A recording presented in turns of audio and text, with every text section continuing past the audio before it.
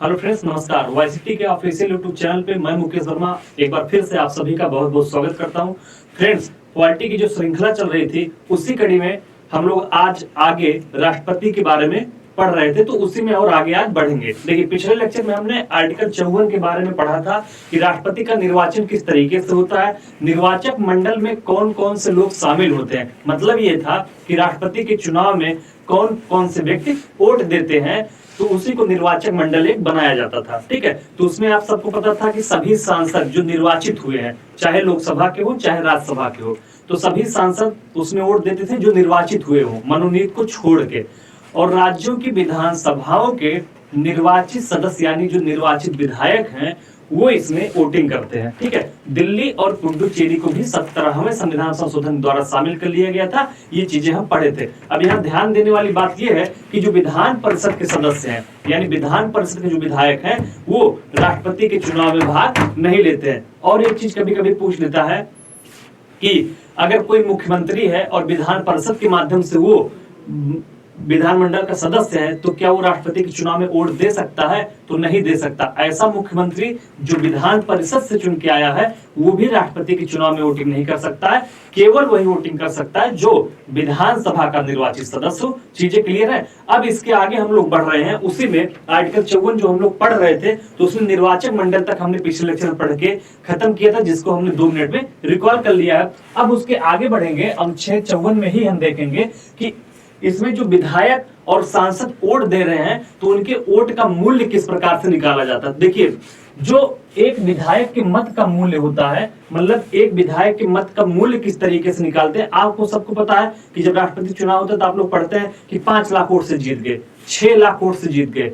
तो विधायक और सांसद की संख्या तो बहुत कम है, तो वोट 5 और 6 लाख से कैसे जीत जाते हैं, ये दिमाग में आपके आना चाहिए। ठीक है, ये उत्सुकता होनी चाहिए कि जब सांसदों की संख्या कुल मिला के 542 इधर है, बाकी राज्यसभा का मिला लीजिए तो इतने कम सांसद हैं, लगभग 700-800, और विधायक है लगभग 4000। ठीक है, 4000 से 5000 पूरे भारत में विधायक है। सब मिला के 6000 लोगों ने ही वोट डाला, तो राष्ट्रपति चुनाव में हार और जीत का अंतर लाखों में कैसे होता, 2 लाख, 2.5 लाख, 3 लाख कैसे होता?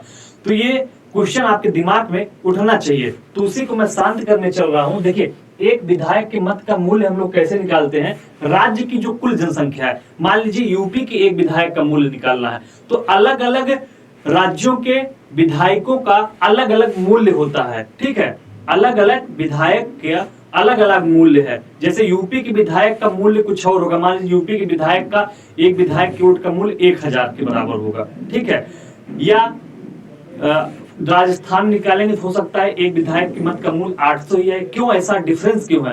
क्योंकि यहाँ पे उस राज्य की कुल जनसंख्या ली गई है।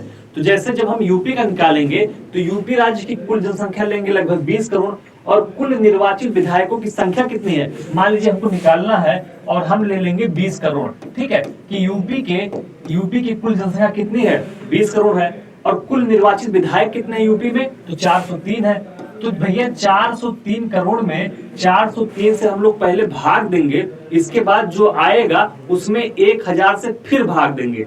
या हम इसी को ये कह सकते हैं कि 403 भागे जो 1000 होगा, इस 1000 को हम गुणा 1000 यहाँ कर सकते हैं। ठीक है, इस वाले पोर्शन को हटा के भाग वाला यहाँ गुणा कर सकते हैं।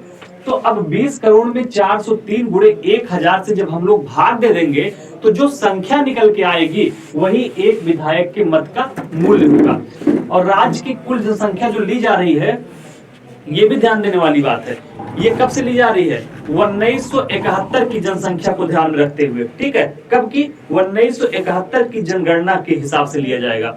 तो राज्य की कुल जनसंख्या में जो जनसंख्या लिया जाएगा वो 1971 की जनगणना से लिया जाएगा भैया। ठीक है, तो 1971 की जनगणना के सापेक्ष ही इसको लिया जाएगा, ये भी ध्यान रखिएगा। वर्तमान में कितनी इससे मतलब नहीं है, 1971 में जो जनगणना हुई थी उस संख्या के हिसाब से राज्य की जनसंख्या हम लोग आकलन करेंगे, ये ध्यान देने वाली बात है। और ये सिस्टम कब तक चलेगा, तो 2026 तक ये चलेगा भैया। 1971 की जनगणना का प्रयोग हम लोग कब तक करेंगे, 2026 तक। तो समझ में आ गया कि एक विधायक की मत का मूल्य कैसे निकालते हैं। जैसे यूपी का निकालना है तो यूपी की कुल जनसंख्या बटे यूपी के कुल निर्वाचित विधायकों की संख्या 403 है, भागे 1000 कर देंगे। मान लीजिए हमको दिल्ली का निकालना है, तो दिल्ली की कुल जनसंख्या बटे दिल्ली के कुल विधायक कितने हैं, 70 ही हैं, और भागे 1000 हो जाएगा। तो इस प्रकार से एक विधायक के मत का मूल्य निकल जाएगा। अब देखिए कि एक सांसद के मत का मूल्य कैसे निकालते हैं भैया। एक सांसद के मत का मूल्य, ये तो विधायकों के मत का मूल्य हो गया। अब हम लोग देख रहे हैं कि एक सांसद के मत का मूल्य किस प्रकार निकालते हैं। देखिए, भारत के सभी विधायकों का मूल्य, सभी विधायक मतलब जो निर्वाचित विधायक हैं, क्योंकि यहाँ ऊपर क्या लिखा गया है, कुल निर्वाचित विधायक, ठीक है। तो निर्वाचित विधायक यहाँ जान लीजिएगा, मनोनीत वालों को नहीं लिया जाएगा। भारत के सभी निर्वाचित विधायकों का मूल्य, जैसे यूपी के सभी विधायकों का मूल्य निकल के आ गया। मान लीजिए एक विधायक का मूल्य आ गया आपका 1000, यूपी के एक विधायक का मूल्य आ गया 1000, और टोटल है 403, ठीक है। तो 403 से जब गुणा कर देंगे तो इतना हो जाएगा। यूपी के विधायकों का मूल्य कितना हो गया, इतना हो गया 4,03,000, ठीक। 4,03,000 यूपी के विधायकों का मूल्य हो गया। इसी प्रकार से मान लीजिए बिहार का निकालेंगे तो कुल विधायकों का मूल्य वहां पे कितना हो गया, 2 लाख हो गया। तो सब संख्या को जोड़ दिया जाएगा, भारत के सभी विधायकों के मूल्य को क्या किया जाएगा, जोड़ दिया जाएगा, और उसके बाद जो कुल निर्वाचित सांसद हैं, ठीक है, कुल निर्वाचित सांसदों की संख्या से क्या कर दिया जाएगा, भाग दे दिया जाएगा। और कुल निर्वाचित सांसद में कौन कौन आएगा, लोकसभा के जो निर्वाचित हुए हैं वो भी आएंगे, प्लस राज्यसभा के जो निर्वाचित हुए हैं वो भी आएंगे। इसमें मनोनीत को छोड़ के राज्यसभा में जो 12 सदस्यों को राष्ट्रपति मनोनीत करता है वो इस चुनाव में भाग नहीं ले सकते हैं। कल इस पे भी हमने डिस्कशन किया हुआ है। तो अब आपको, मुझे पूरी उम्मीद है कि ये चीज समझ में आ गई होगी कि किस प्रकार से राष्ट्रपति के चुनाव में 1 लाख, 2 लाख, 3 लाख या 5 लाख वोटों से हार जीत होती है, जबकि सब मिला के कुल विधायक और कुल सांसद मुश्किल से 5000 ही हैं, ठीक। तो इस प्रकार से एक विधायक के मत का मूल्य निकाला जाता है और इसी प्रकार से एक सांसद के मत का मूल्य निकाला जाता है। चीजें क्लियर हो गई? तो अब आपको समझ में आ गया होगा कि राष्ट्रपति के चुनाव में एक विधायक के मत का मूल्य कितना होता है और एक सांसद के मत का मूल्य कितना होता है। आइए आगे बढ़ते हैं। तो यहां तक चीजें आपको समझ में आ गई कि एक विधायक के मत का मूल्य कैसे निकाला जाएगा और एक सांसद के मत का मूल्य कैसे निकाला जाएगा, ठीक है। अब देखिए, यहाँ पे जो वोटिंग होती है वो कैसी होती है, तो एकल संक्रमणीय मत के द्वारा वोटिंग कराई जाती है। कौन सी होती है इसमें, देखिए, एकल संक्रमणीय,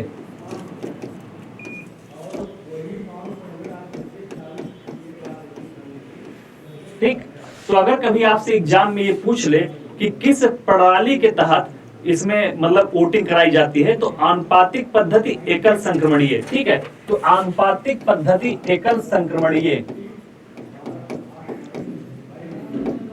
एकल संक्रमणीय, इस आधार पे वोटिंग इसमें कराई जाती है। तो कभी कभी एग्जाम में सवाल किया जाता है कि राष्ट्रपति के चुनाव में जो वोटिंग कराई जाती है वो किस पद्धति पे कराई जाती है, तो राष्ट्रपति के चुनाव में आनुपातिक एकल संक्रमणीय आधार पे वोटिंग कराई जाती है। यहाँ पे जो शब्द आया है कि एकल संक्रमणीय से मतलब क्या होता है, तो इसमें जैसे राष्ट्रपति का चुनाव हो रहा, मान लीजिए 3 कैंडिडेट चुनाव लड़ रहे हैं, 1 कैंडिडेट, 2 कैंडिडेट, 3 कैंडिडेट, ठीक है। तो पहले 2 कैंडिडेट जो हैं वोटिंग हुई है तीनों पे, तो फर्स्ट प्रायोरिटी किसको दिया गया। यहाँ पे ये होता है जब आप निर्वाचन मंडल में जो वोटिंग वाला प्रोफार्मा होता है उसमें ऐसे लिखा रहेगा, ठीक है, 1 नंबर, 2 नंबर, 3 नंबर। मान लीजिए 1 नंबर पे जो है उनका नाम लिखा है, 2 नंबर पे जो है उनका नाम लिखा है, कुछ भी ABCD कुछ भी मान लीजिए उनका नाम लिखा है। तो आपको प्रायोरिटी देनी पड़ती है कि पहले नंबर पे किसको रख रहे हैं। तो ये आपका कार्ड है, यहाँ पे आपने पहले नंबर पे मान लीजिए लिख दिया A वाले को, ठीक है, दूसरे नंबर पे आप कह रहे हैं कि B वाले को, और तीसरे नंबर पे आप कह रहे हैं कि C वाले को, ठीक है। तो पहले नंबर पे आपने किसको चुना है, A वाले को चुना है। मान लीजिए कोई दूसरा सदस्य है, कोई दूसरा विधायक, उसने क्या किया है कि पहले नंबर पे B वाले को चुना है, ठीक है, दूसरे नंबर पे C वाले को चुना है और तीसरे नंबर पे A वाले को चुना है, ठीक है। तो अब जब काउंटिंग किया जाएगा तो ये देखा जाएगा कि पहले नंबर पे A वाले को कितने लोगों ने चुना है, पहले नंबर पे B वाले को कितने लोगों ने चुना है, और पहले नंबर पे इसी तरीके से C वाले को कर लीजिए, ठीक है, दूसरे नंबर पे B कर लीजिए और तीसरे नंबर पे A कर लीजिए, और ये देखा जाएगा कि C वाले को कितने लोगों ने पहले स्थान पे चुना है। पहले तो मतगणना इस आधार पे होगी। जब इस प्रकार से मतगणना हो जाएगी और किसी को जो निश्चित कोटा है वो नहीं प्राप्त होगा, तब ये देखा जाएगा कि दूसरे नंबर पे किसने किसको चुना है। तो दूसरे नंबर पे जनगणना सॉरी जो मतदान हुआ है उसको गिना जाएगा कि दूसरे नंबर पे बी वाले को मान लीजिए 500 लोगों ने चुना है, ठीक है, और सी वाले को 400 लोगों ने चुना है, तो ये जो सी वाला वोट है ये किसमें जोड़ दिया जाएगा, पहले वाले में जोड़ दिया जाएगा। इसी को कहते हैं कि एकल संक्रमणीय, मतलब ट्रांसफर कर दिया जाएगा, जो तीसरे नंबर पे व्यक्ति है उसके वोटों को पहले वाले में जोड़ दिया जाता है। समझ में आ गया, क्लियर चीजें। तो पहले तो फर्स्ट प्रायोरिटी देखी जाती है, फिर सेकंड प्रायोरिटी देखी जाती है, और अगर यहां तक भी पूरा नहीं होता कोटा तो जो थर्ड वाला वोट पाया है उसको पहले वाले में, जो पहले पोजीशन पे चल रहा है उसमें ट्रांसफर कर दिया जाएगा। फिर फर्स्ट और सेकंड इन्हीं दो व्यक्तियों के बीच में ही मतगणना कराई जाएगी, तीसरे वाले को क्या कर दिया जाएगा, बाहर कर दिया जाएगा, क्योंकि वो सबसे कम वोट पाया हुआ था। तो राष्ट्रपति के चुनाव में काउंटिंग कुछ इस तरीके से की जाती है। समझ में आ गया आपको। अब देखिए इसके आगे देखते हैं हम लोग आर्टिकल 54 के बाद हम लोग आर्टिकल 55 भी पढ़े थे, ठीक है, अनुच्छेद 55 हम लोगों ने पढ़ा था 54 के बाद। 55 में क्या था, निर्वाचन कोटा था। क्या था भैया, निर्वाचन कोटा था, ठीक, ये चीज हमने पढ़ा था निर्वाचन कोटा के बारे में। अब निर्वाचन कोटा क्या होता है, देखिए राष्ट्रपति के चुनाव में ये नहीं होता है कि जो सबसे ज्यादा वोट पा गया है वो विजयी घोषित कर दिया जाएगा। यहाँ पे एक निश्चित कोटा बनाया गया है कि इतना वोट तो आपको पाना ही होगा तभी आपको विजयी घोषित किया जाएगा। तो निर्वाचन कोटा क्या है वो समझ लीजिए भैया। निर्वाचन कोटा, निर्वाचन कोटा तो कुल पड़े वैध मतों की संख्या, ठीक है, कुल पड़े वैध मतों की संख्या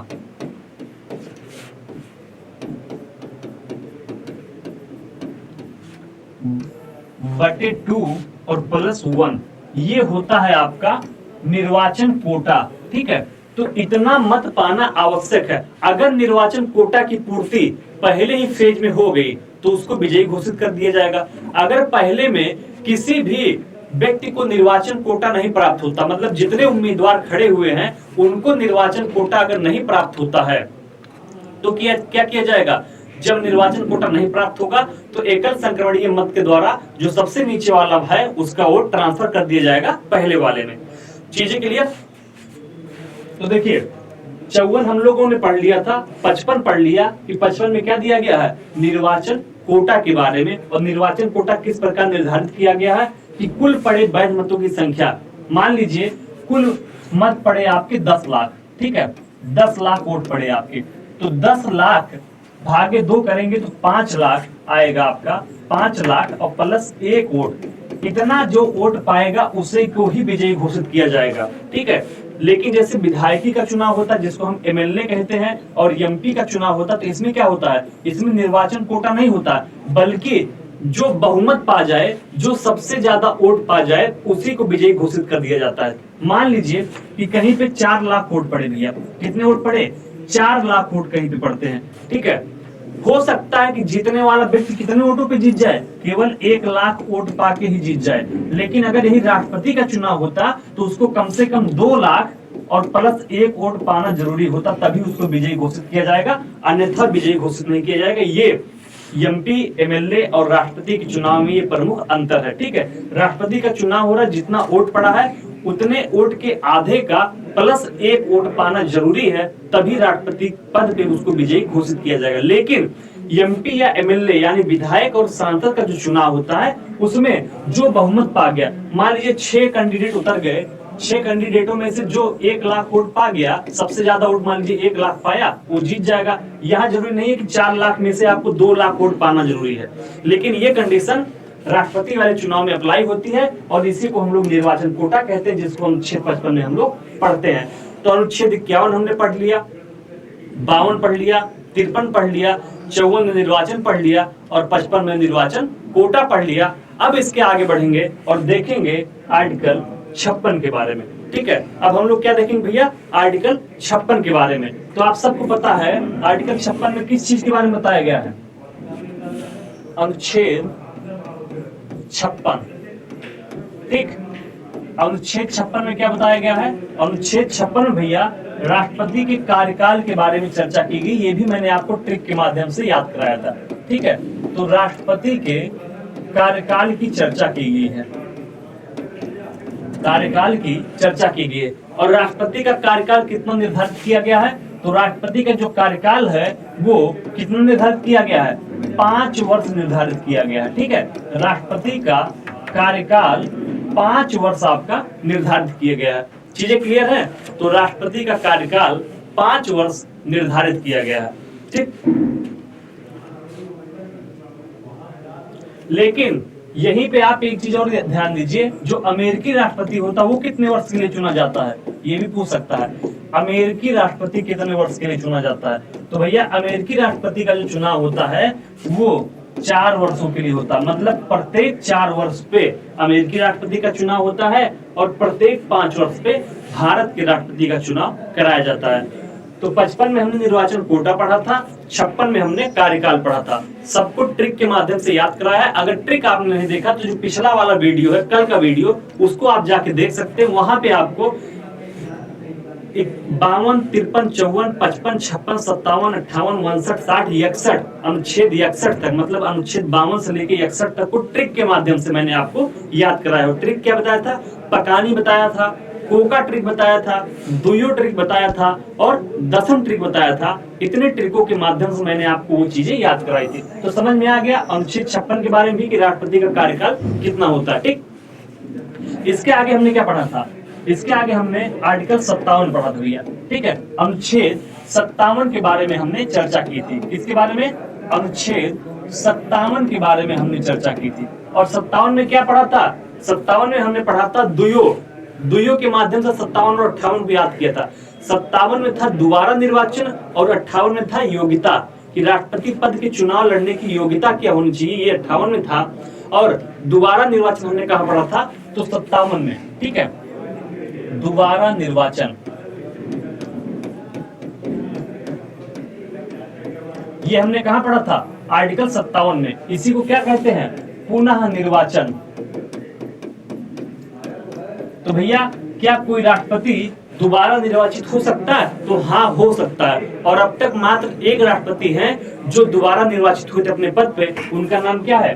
राजेंद्र प्रसाद। ठीक है, राजेंद्र प्रसाद। तो केवल राजेंद्र प्रसाद जी ही दोबारा निर्वाचित हुए थे अपने पोस्ट पे। बाकी अभी तक कोई और राष्ट्रपति अपने पद पे निर्वाचित नहीं हुआ दोबारा। तो दोबारा निर्वाचन या पुनः निर्वाचन किस अनुच्छेद में दिया गया है? अनुच्छेद 57 में दिया गया है कि एक ही राष्ट्रपति दोबारा निर्वाचित हो सकते हैं। अब तक केवल और केवल डॉक्टर राजेंद्र प्रसाद जी ही पुनः निर्वाचित हुए थे या दोबारा निर्वाचित हुए थे। यही 10 साल तक राष्ट्रपति रहे हैं। ठीक है, तो 2 बार निर्वाचित होने वाले एकमात्र राष्ट्रपति कौन है? राजेंद्र प्रसाद। अगर आपसे सवाल पूछे कि क्या राष्ट्रपति पुनः निर्वाचन की योग्य है, तो हाँ, राष्ट्रपति पुनः निर्वाचन की योग्य है। ऐसा कहाँ कहा गया है? आर्टिकल 57 में कहा गया है। चीजें क्लियर हैं? आगे बढ़ सकते हैं। आइए, इसके आगे हमने क्या पढ़ा था? आर्टिकल 58। ठीक, तो अब हम लोग देखेंगे कि राष्ट्रपति पद का चुनाव लड़ने के लिए योग्यताएं क्या होनी चाहिए। ठीक है, राष्ट्रपति की योग्यताएं, जैसे मैंने आपको ट्रिक जिस सीक्वेंस में याद कराया है, उसी सीक्वेंस में हम लोग क्या कर रहे हैं? आगे बढ़ रहे हैं। उसी सीक्वेंस में हम लोग अनुच्छेदों को पढ़ रहे हैं ताकि जो कॉन्सेप्ट मैंने आपको बताया हुआ है उसको ट्रिक से आप मैच कर पाए।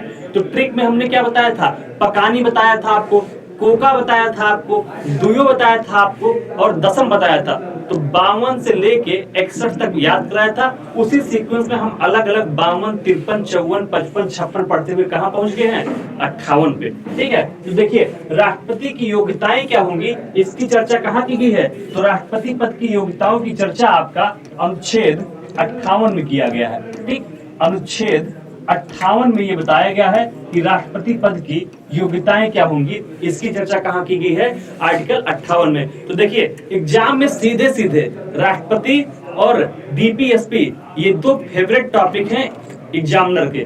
कोई भी आयोग अगर पेपर कराता है तो वो या तो राष्ट्रपति चुनाव से सवाल बनाता है या बीपीएसपी से सवाल बनाता है। ठीक है, मिलाने को, क्योंकि देखिए 52, 53, 54, 55, 56, 57, 58 ये सारे अनुच्छेद मिक्सअप हो जाते हैं, याद नहीं रह पाते हैं, कंफ्यूजन क्रिएट करते हैं। तो तो इसी के लिए मैंने आपको ट्रिक बताया हुआ है पिछले लेक्चर में, ठीक है। प्लेलिस्ट में जाइए, अगर उसको नहीं देखे तो वहां पे ट्रिक है, पकानी के नाम से, कोका के नाम से, दुयो के नाम से और दसम के नाम से। किन किन नाम से? पकानी, ठीक है, कोका, दुयो और दसम, ठीक है। ये नाम याद रखने हैं आपको, पकानी, कोका, दुयो और दसम। तो 52 से शुरू होता है, यहाँ 52 है, यहाँ 53 है, यहाँ 54 है, ठीक है। सीक्वेंस से आर्टिकल याद हो जाएंगे।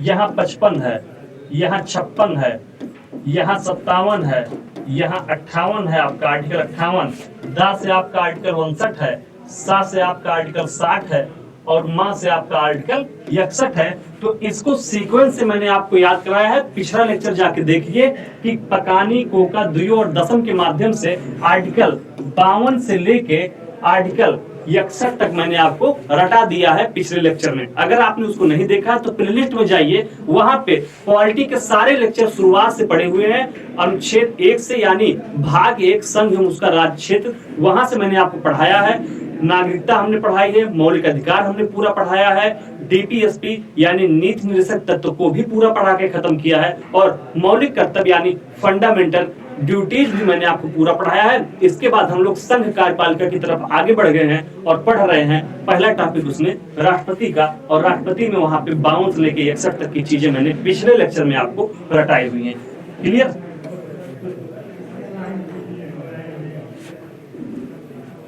भैया नोट करते हुए प्रॉपर आप कॉपी बनाते हुए चलिएगा, ठीक है, बिना नोट किए हुए मत चलिए।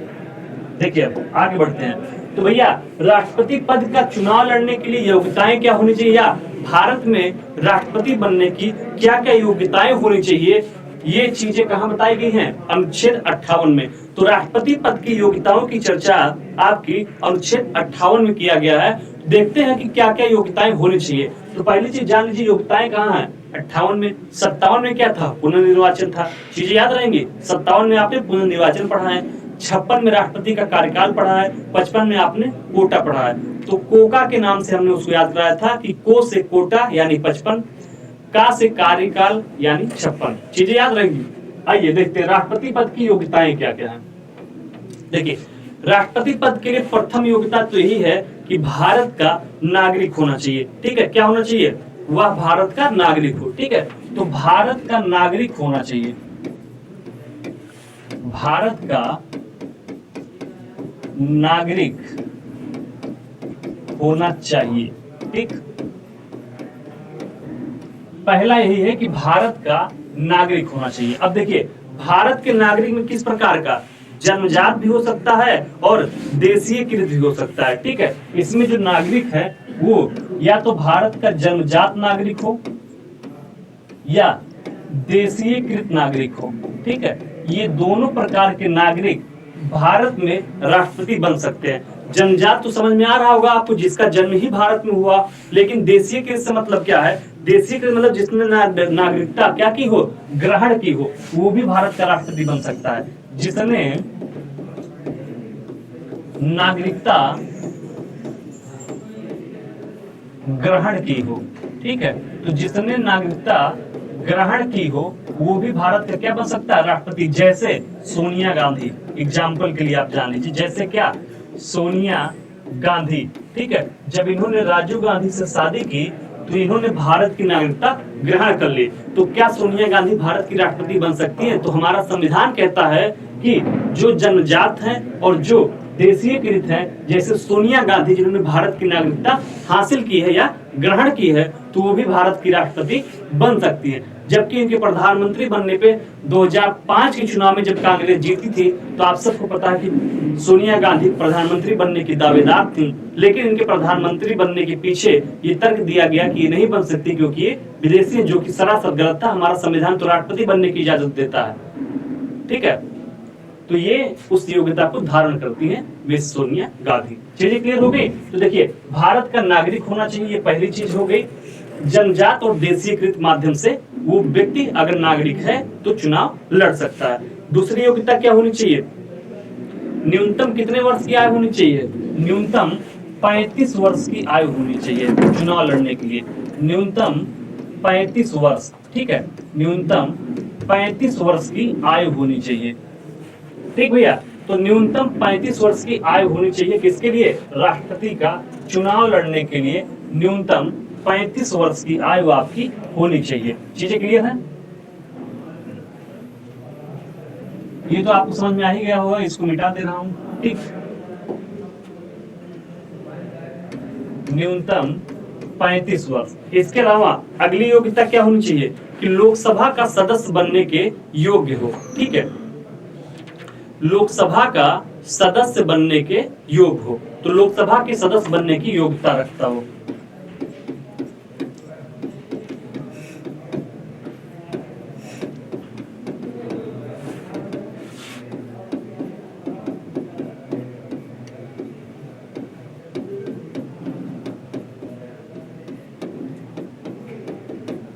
क्या हो गया भैया कि लोकसभा का सदस्य बनने के योग्य हो। इतनी सारी योग्यताएं अगर उसमें है, इसके अलावा ये तो हो गई आपके योग्यता की बात, प्लस 50 प्रस्तावक होने चाहिए और 50 अनुमोदक होने चाहिए। ठीक है, 50 प्रस्तावक प्लस 50 अनुमोदक होने चाहिए, तभी वो राष्ट्रपति का चुनाव लड़ सकता है। नहीं तो हर व्यक्ति भारत का जब चाहे राष्ट्रपति का चुनाव लड़ सकता है। लेकिन 50 प्रस्तावक कौन होंगे? या तो आपको 50 विधायक ढूंढना पड़ेगा, या उसमें से कुछ विधायक हो, कुछ सांसद हो।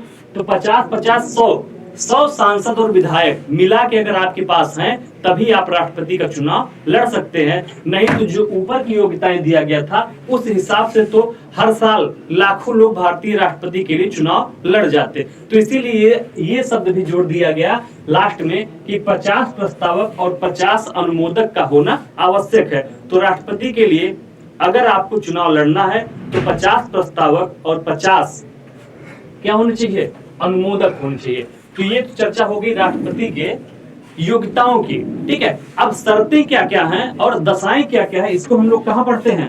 ठीक है, अनुच्छेद 59 हमने पढ़ा था, 58 में हमने योग्यता पढ़ा था, और अनुच्छेद 59 में हमने क्या पढ़ा था भैया? अनुच्छेद 59 में हमने शर्तें या दशाएं पढ़ी थी भैया, दशाएं पढ़ी थी कि क्या क्या शर्तें और क्या क्या दशाएं होनी चाहिए किसके लिए? राष्ट्रपति बनने के लिए। ठीक है, तो क्या क्या शर्तें और दशाएं होनी चाहिए कि वह व्यक्ति पागल या दिवालिया नहीं होना चाहिए। ठीक है, पागल या दिवालिया नहीं होना चाहिए। ये क्या है? शर्तें हैं या दशाएं हैं। तो देखिए, मैंने आपको दशम याद कराया है, लास्ट में क्या याद कराया था? दशम।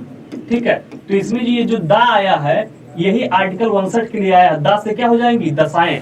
फिर सा जो आया है, सा से क्या हो जाएगा? शपथ। तो आर्टिकल 60 में आपका शपथ हो गया। मां से क्या हो जाएगा? महाभियोग। तो 61 में महाभियोग हो जाएगा। ये बहुत काम की ट्रिक है, इस ट्रिक को आप बिल्कुल नोट कर लीजिएगा। पिछले लेक्चर में सारी ट्रिक मैंने आपको बताई हुई है। देखिए, तो अनुच्छेद 59 में हम क्या पढ़ेंगे? शर्तें एवं दशाएं। शर्तों की अगर बात करें तो पहला शर्त यही है कि पागल या दिवालिया नहीं होना चाहिए भैया,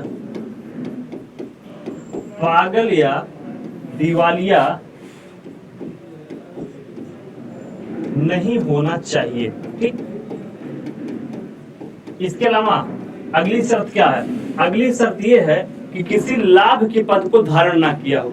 किसी लाभ के पद पे ना, मतलब कोई सरकारी नौकरी ना कर रहा हो। हाँ, अगर वो सांसद है, अगर वो विधायक है, वो एमएलसी है, ठीक है, वो ऐसे किसी पद पे है तो इसको सेवा का पद माना जाता है, ना कि लाभ का पद माना जाता है। तो वो चुनाव लड़ सकता है, बशर्ते अगर वो जीत जाता है चुनाव तो उसको अपने पद से क्या देना पड़ेगा? इस्तीफा देना पड़ेगा। मान लीजिए कोई विधायक चुनाव लड़ रहा है राष्ट्रपति का, और राष्ट्रपति का चुनाव जीत जाता है, तो उसको अपने पद से यानी विधायक के पद से क्या करना पड़ेगा? इस्तीफा देना पड़ेगा। चीजें क्लियर? तो देखिए, लाभ के पद पे ना हो, लाभ के पद पर ना हो भैया। ठीक, तो क्या हो गया कि पागल या दिवालिया नहीं होना चाहिए और किसी लाभ के पद पर नहीं होना चाहिए। ठीक है, चीजें क्लियर होगी? तो ये दो प्रकार की शर्तें हैं, और संसद या विधानमंडल में से किसी का सदस्य ना हो। और अगर कोई सदस्य राष्ट्रपति निर्वाचित हो गया है तो शपथ से पूर्व उसको अपने पद से यानी विधायक और सांसद के पद से क्या करना पड़ेगा? इस्तीफा देना पड़ेगा। जो सरकारी नौकरी है वो लाभ का पद कहलाता है, लेकिन सांसद, मंत्री, विधायक ये लाभ का पद ना हो कि जनता के सेवक का या सेवा का पद कहलाता है। चीजें क्लियर हो गई? तो आर्टिकल 59 तक आपका क्लियर हो गया। अब बात आती है कि राष्ट्रपति को शपथ कौन दिलवाता है। जब राष्ट्रपति निर्वाचित हो जाता है तो राष्ट्रपति को शपथ कौन दिलवाता है, ठीक। तो अब बात हम लोग करेंगे शपथ की। देखिए भैया, शपथ की चर्चा कहाँ की गई है? तो शपथ की चर्चा आपका आर्टिकल 60 में किया गया, ठीक है। तो राष्ट्रपति पद के शपथ की चर्चा कहाँ की गई है? अनुच्छेद 60 में इसकी चर्चा की गई है। इसको मैंने आपको दसम वाले ट्रिक से याद कराया था, ठीक है। दसम वाले ट्रिक से हमने याद कराया था। तो 60 में क्या कहा गया है कि राष्ट्रपति को शपथ कौन दिलवाता है? तो देखिए, राष्ट्रपति को शपथ कौन दिलवाएगा? तो सुप्रीम कोर्ट का सीजीआई, सीजीआई मतलब चीफ जस्टिस ऑफ इंडिया, ठीक है। तो सीजीआई जो है वो आपको शपथ दिलवाएगा। तो सुप्रीम कोर्ट का सीजीआई किसको शपथ दिलवाएगा? राष्ट्रपति को, ठीक है। सीजीआई मतलब क्या होता है?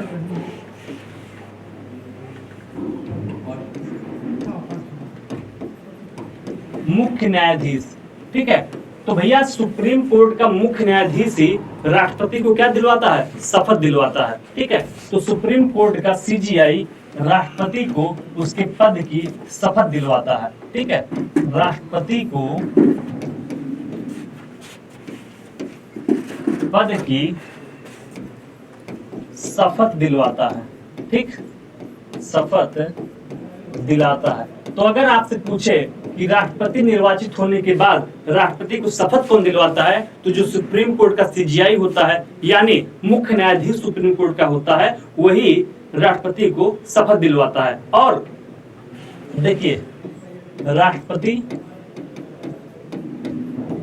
ये बड़ा इंपॉर्टेंट है, ऐसे कर लीजिए, ऐसे कर लीजिए, ठीक है।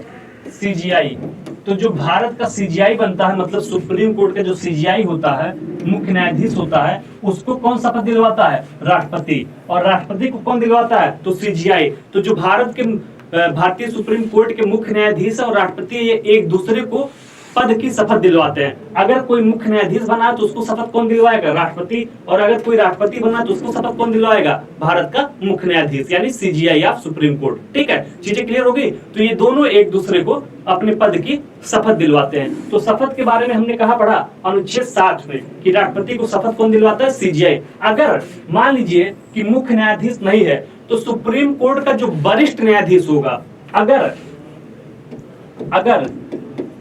मुख्य न्यायाधीश नहीं है या अनुपस्थित है किसी कारण से, मुख्य न्यायाधीश नहीं है, ठीक है, तब कौन दिलाएगा? तब आपको सुप्रीम कोर्ट का जो वरिष्ठतम न्यायाधीश होगा, सुप्रीम कोर्ट का वरिष्ठतम न्यायाधीश होगा, वो शपथ दिलवाएगा उसके पद की, ठीक है। तो अगर मुख्य न्यायाधीश नहीं है तो सुप्रीम कोर्ट का वरिष्ठतम न्यायाधीश शपथ दिलाता है, ठीक है, शपथ दिलाता है। चीजें क्लियर हो गई? तो 60 तक हमने ये पढ़ लिया था कि 60 में क्या है, शपथ के बारे में, ठीक है। चीजें क्लियर? अब इसके अगले लेक्चर में हम लोग राष्ट्रपति के महाभियोग प्रक्रिया के बारे में पढ़ेंगे। वो बड़ा इंपॉर्टेंट टॉपिक है, वहां से सवाल बनता है कि कौन भाग लेता है, पहले किस में आना चाहिए, कितने दिन पहले नोटिस देना चाहिए, ठीक है। महाभियोग प्रक्रिया में कौन कौन वोटिंग कर सकता है, ये सारी चीजें हम देखेंगे अगले लेक्चर में। अगर आज आप पहली बार हमारे चैनल से जुड़े हुए हैं तो चैनल को सब्सक्राइब करना ना भूलिएगा और बेल आइकन का बटन जरूर दबाइएगा ताकि जो अगला लेक्चर अपलोड हो उसका नोटिफिकेशन आपको प्राप्त हो पाए। पहले के लेक्चर आपके अगर छूट गए हैं तो हमारे प्लेलिस्ट में जाके आप सारे के सारे पॉलिटी के लेक्चर फ्री ऑफ कॉस्ट देख सकते हैं। पूरा पॉलिटी आपको डिटेल में पढ़ाया गया है। अभी तक आप हमारे साथ जुड़े रहे, इसके लिए आप सबका धन्यवाद। जय हिंद।